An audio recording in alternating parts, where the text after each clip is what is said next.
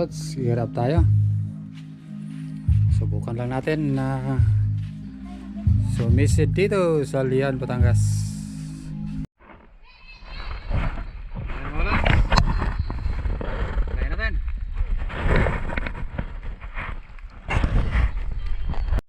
So ito po yung first drop natin dito sa Lian, Batangas. Medyo malabo ang tubig pero pwede. Ayan, sumablay tayo sa tira na to, isang surgeon fish. Sa aking pag-abante, nakailang sisidin tayo hanggang narating ko ang isang kuweba na to. Medyo mababaw lang ang pinakamataas na bahagi sa kuweba na to. At ang kuweba naman ay medyo madilim at hindi tayo nakapagdala ng flashlight, kaya dito na lang tayo nagabang sa taas.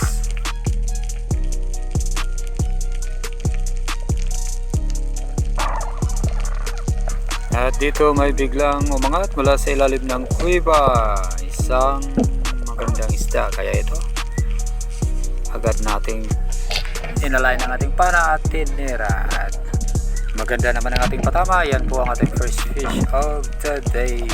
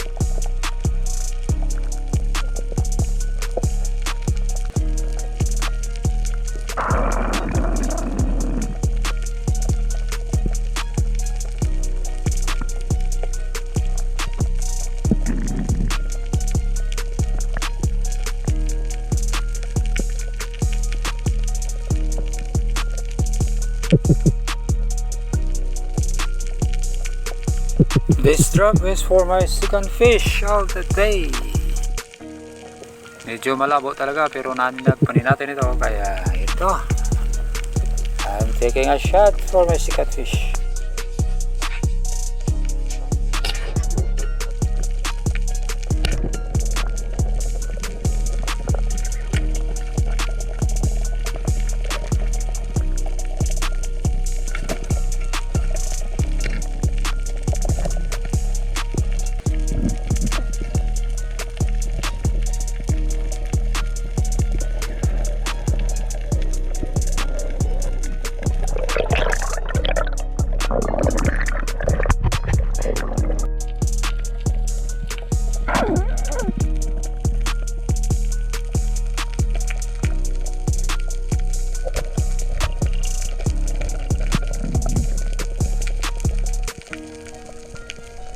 Ayan, I'm about to take a shot for my third fish of the day.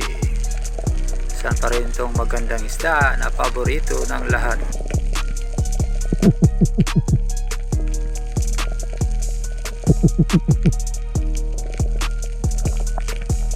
Medyo makulit at mailap, pero ito, nagtiyaga pa rin tayo. Siyempre, para maidagdag sa ating pamasahe pa uwi ng Surigao City. Shout out sa taga Surigao. Kumusta ka mo di doon? Ayan, ganda rin ang patama natin dyan mga lods. So almost 2 years na pala mga lods na hindi tayo nakauwi sa Surigao City dahil sa bisyo natin sa pag-ikot ng Pilipinas, sa pagsisid, paghanap ng magagandang mga spots, at syempre hanap buhay na rin natin to. Ayan, good afternoon. Yan po ang huli natin, 3 piraso lang, isang mangrove snapper at 2 blue spine unicorn tarian. So pwede na, may pamasahin ako pa uwi, mga 5 kilometro. Ayan guys, lipat spot na naman tayo dito sa Batangas City. Good morning guys, so dive na naman tayo. On. Thank you. Yan, kasama ko si bro Dick.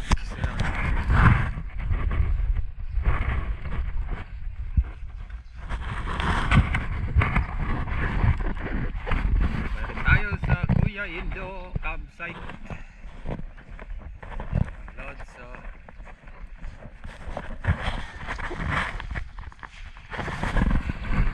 maglalakad muna kami ng ilang meters doon sa papunta sa malapit sa spot. Ganda oh.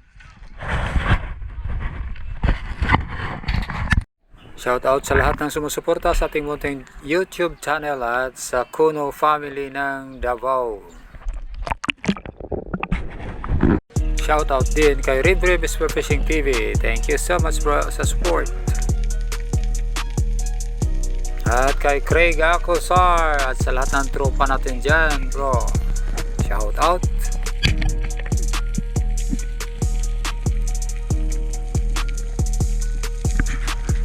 Ayun po ang una nating sablay sa dive na to. Isang batfish na sumunod sa isang green sea turtle.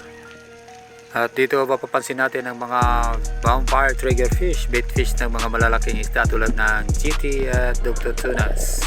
Madaling mapansin ang mga predators nito dahil nagre-react sila agad kung mayroong mga malalaking isda na kumakain sa kanila.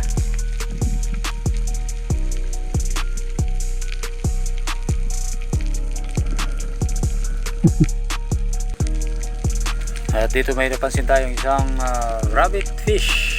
Ayan po ang ating target sa trap na to.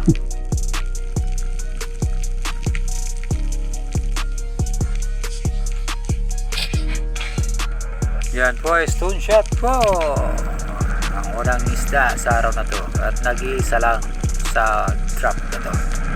Yan lang po ang huli natin sa umaga na to. Hindi na ito nadagdagan pa.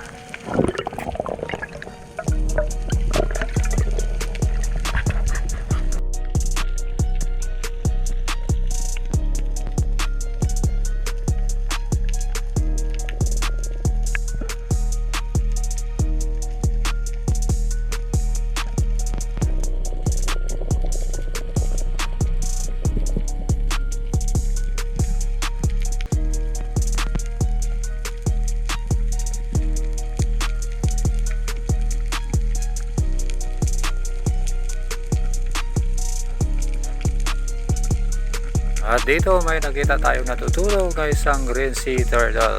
So assume natin natutulog ito kasi dito kumikilo. So nagpapahinga lang o nagnap lang siguro.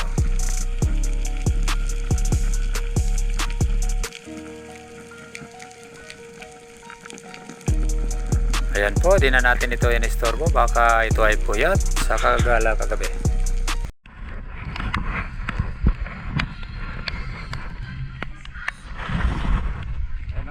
Late afternoon dive tayo, alas 5 na. Bro, this and it's baka makahuli na tayo ngayon. Kanina isang piraso lang huli tayo. Sana biyayaan tayo dito sa GT spots nila. So ito nga, late afternoon dive na ito, around 5 o'clock in the afternoon. So dito tayo sa isang spot na kung saan maraming nahuli nating mga trupa dito. Si Bro Totoy, isang dalang Austria, nakahuli ng 18 kg na king mackerel at saka marami pang mga GTs na nahuhuli nila Bro Joey at Bro Vic Serralvo. Medyo mabuhangin ang spot na to at ito nakita natin na medyo maganda. Mayroong mga malalaking isda medyo malayo. Dito nag-abang na lang tayo kung sakaling may lalapit.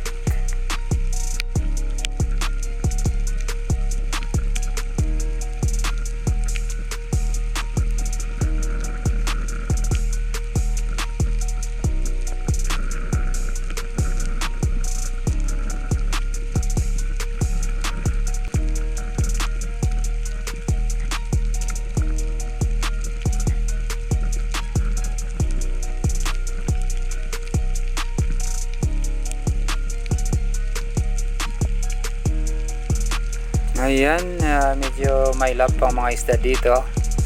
Hindi lumalapit sa atin. Kaya, angat muna! On this drop, medyo sinumerte tayo.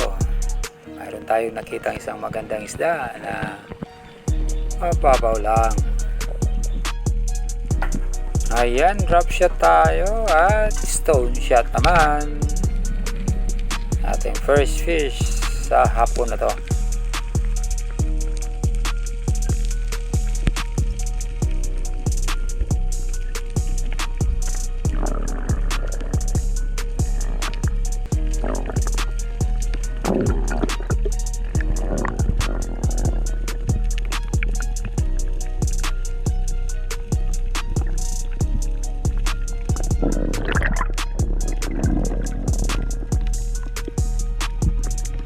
Ang ori ng sweet lips, it's a painted sweet lips.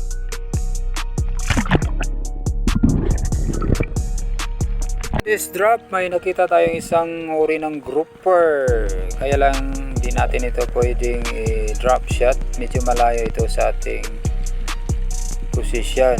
Kaya minabuti ko na lang na nag-drop sa buhangin at dito sinubukan kong gapangin. Nakaharap lang ito sa pwesto natin. Ayan po.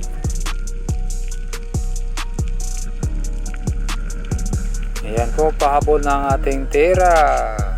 At sinwerte tayo, tinamaan naman. So yan po ang ating second fish of the day.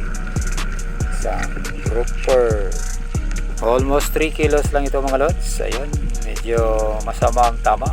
Warak po ang bituka. Sayang, no? Pero goods na rin, nabibili naman.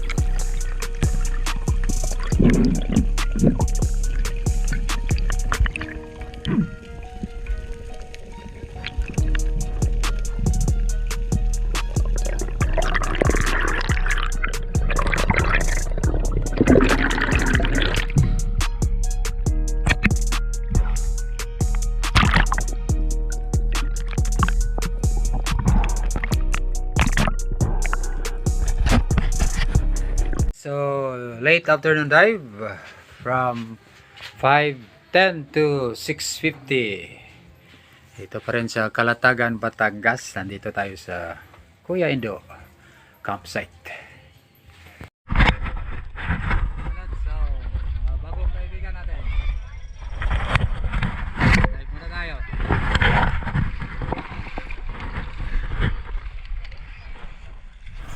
At ito, solo dive ako. Babalikan ko yung spot na kung saan nakahuli ako ng grouper at sweet lips. Ito, going to the spot na po.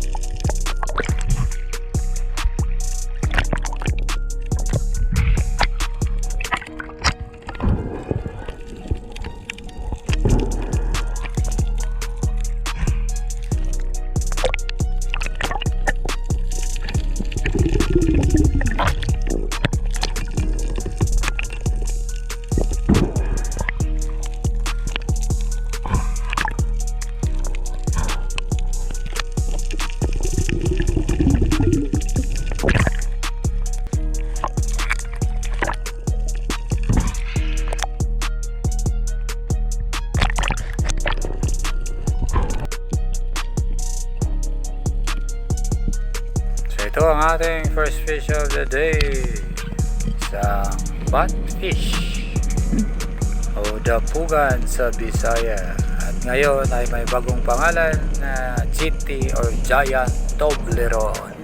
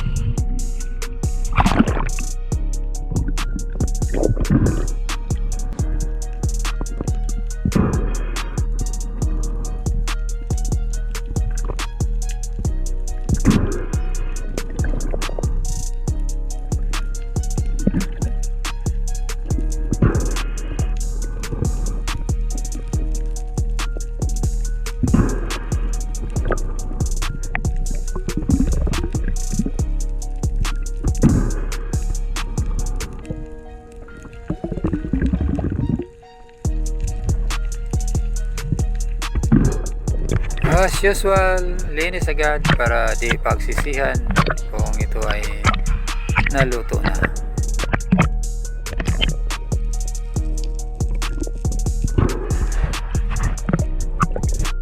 At dito siningit ko na lang ang video ng huli ni Bro Vic Seralvo Velasco, ang kanyang personal best sa GT or Giant Tree Valley. Nasa 19 kilos, almost 20. Congrats to you, bro. Keep it up. Shoot the big ones always. At ito po ang ating solo cuts of the day. Isang batfish, sweet lips, at isang surgeon fish.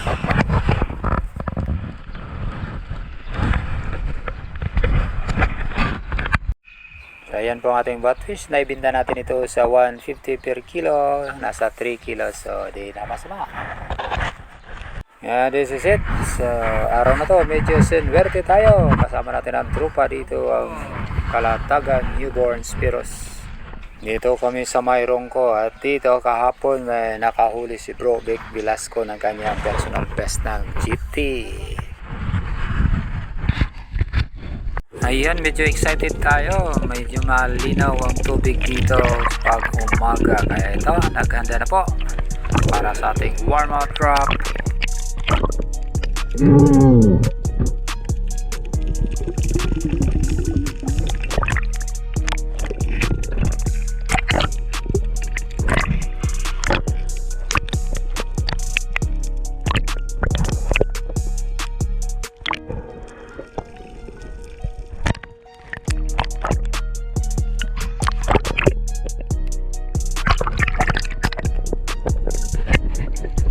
Agad tayong pumunta doon sa medyo malalim na bahagi na kung saan nakahuli na tayo dito ng nakaraang mga sisid natin ng last year na mga Tree Valleys. Malalaki ang mga Tree Valleys dito, lalo na mga Golden Tree Valleys at Great Tree Valleys o GT.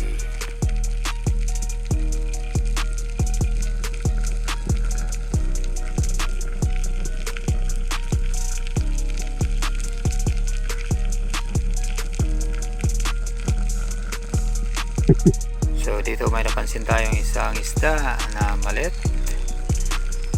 Kaya inaantay na lang natin na lumapit. Ayan, ang dami ng mga vampire trigger fish. So walang disturbo, so walang mga predators nila dito sa malapit.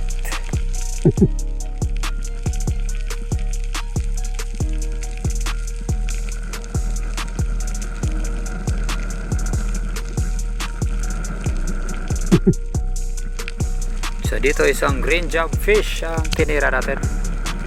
Ayan, sa pool, maliit lang pero napakalakas ang isdang to.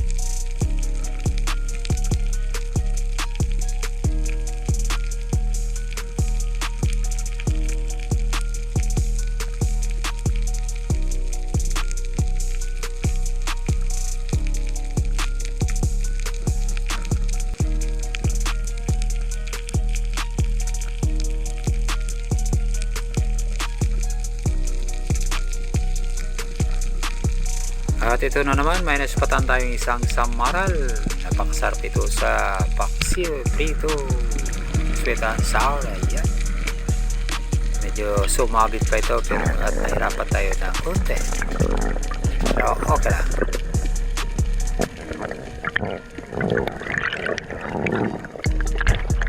Nakailang sisidit tayo doon sa medyo malalim at napagod tayo kaya minabuti ko na pumunta sa mababaw at medyo malinaw na bahagi. At dito isang area ang binabaan ko at nakita ko ang maraming mga bait fish. So ito medyo tahimik naman ang mga vampire trigger fish sa area na to, walang disturbance. Kaya ito naghintay pa rin tayo, nagbakasakali.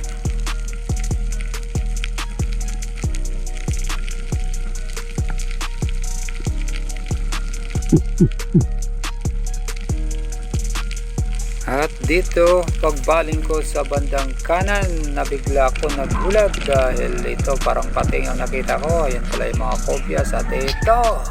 Napaka-perfect ang patama natin dyan mga lods. Isang spine shot. So twice na nangyari nito.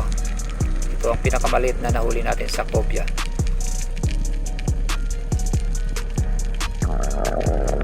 So this is my third cobia dito sa Calatagan, Batangas. Dalawa last year at may isa pa akong nahuli doon sa Surigao na 20 kilos. So ito ang pinakamalit.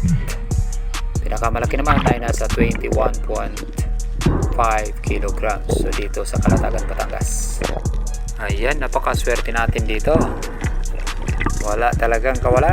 Mas malakas pa kumila yung green jobfish na unang tinira ko dito.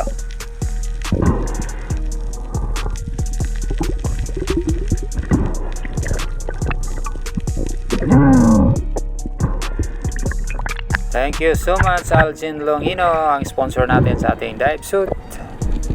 Thank you also to Lloyd Yeng, ang sponsor natin sa ating dive watch. At of course Sergio Biwang, sponsor natin sa ating matibay at garantisadong diving gloves. So shout out sa Spartans Spearfishing. And of course, shout out to Bro Jonathan Comiso of MNG Trading or Distributions para sa magandang apnea suit. So lower suit lang ang gamit natin dito dahil manipis. And of course, kay Bro Louie Lopez sa magandang regalo niya sa atin. Of course, alam na niya yan. Thank you so much, bro. And of course, the best part for my spearfishing adventure is selfiehan time para makita ang kagwapuhan natin. Ayan po mga langga, take your time to watch this part. Napakaganda ang patama natin sa kobya na to. Shout out again to my buddies, Vic Albo, Totoy Sangkalang Austria, Bro John Mark,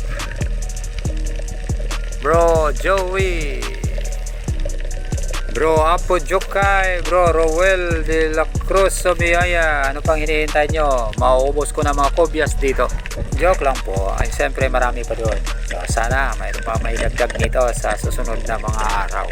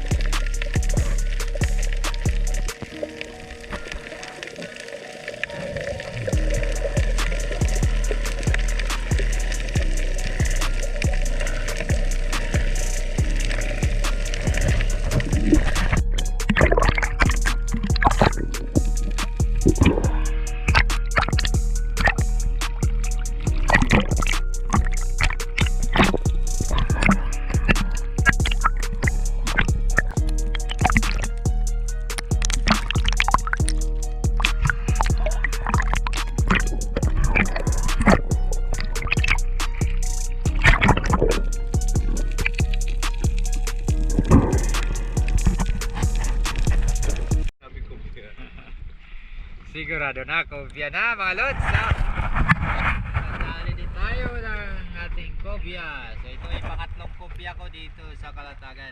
Last year, mayroon din ako nahuli dalawa. Dapat na sa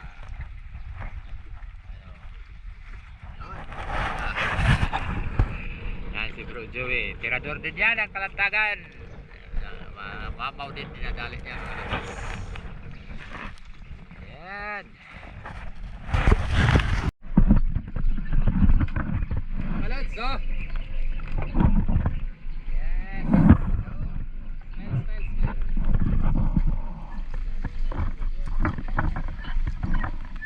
Okay na. Silent Cobia Hunter. Third Cobia sa Calatagan.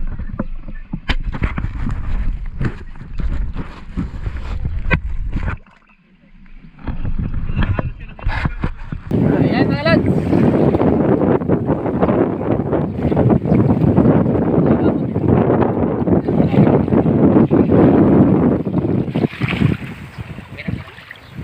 So, mayroon tayong gagawin, no? Catch and cook. Ang laki niyan, bro, ah. Yan ang huli na kahapon ni bro. Alam mo yung ulo ng baboy yan. Manok ba yan? Mukhang Pabok. yan, yung huli ko kagabi. Hindi ba naman ako maalam magtanggal? Ihaw-ihaw muna tayo ng mga maliliit na isda. Mayroon pa. Ang susunod doon. Yung cylinder mo. Ayan. Ayan mga lods, malapit nang maluto. Ayan. Nakahilo ka lang para ka mga Fight tayo dito sa Kuya Indos campsite. Yan, mga kalatagan newborn spirits. Yeah. Wala tayo yung dive muna ngayon.